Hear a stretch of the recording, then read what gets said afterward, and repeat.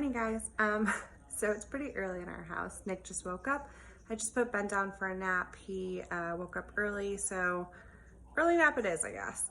I am melting my tins down this morning, so let me show you what that looks like. Okay, so this is what it's starting to look like with melting it down. You guys, they're gonna look brand new in a second. So it's starting to warm up. So you see how, especially on this one, this is my main highlight here, how on the edge of it, it started to like build up because I was working my way through the center of it to apply it to my face. Well, now it's starting to even out and it's gonna be a nice, beautiful, new looking tin, so I can use every last ounce of it. So that's what it's looking like. I'll take a after photo so you can see a before and after side by side. Okay, so don't mind the blippy in the background, but this is what they look like after they've been melted down. See how this one was around the edges here and now it's like melted down to the middle. You'll take a toothpick to help you do that and kind of just stir and mix.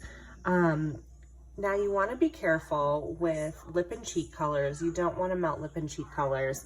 And then anything with a shimmer in it, you want to be extremely careful about melting down. The shimmer starts to separate from the cream itself. And then really the only way to kind of combat that is to use a toothpick and make sure that you're stirring it consistently.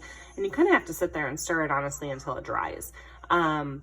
So I would kind of avoid if you can melting anything down that has a shimmer in it, and then avoid melting your lip and cheeks. Okay guys, so once your tins have cooled, you can take them off of your stove, and set them, I like to set them on a counter to let them cool completely, just to bring a little coolness back to them, so that they can harden properly.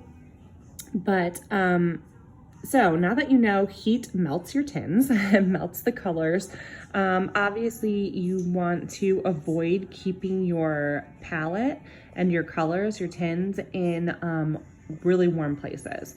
So that doesn't necessarily mean that you can't travel with your palette. I would just keep it, if you're gonna be on an airplane, I would keep your palette on your carry-on with you. And then if you're going to be in a car, make sure that you don't leave it in the car to heat up and melt all over the place and melt all over each other.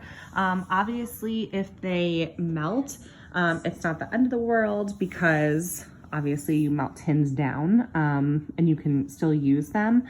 But a good way to combat that would be to use a cooler and put like an ice pack in there and then set your palette on top of that, just so that they stay cool, and then they're not like getting ruined in the hot car. So yeah, so that's what melting tins down looks like, and let me know what kind of questions you guys have.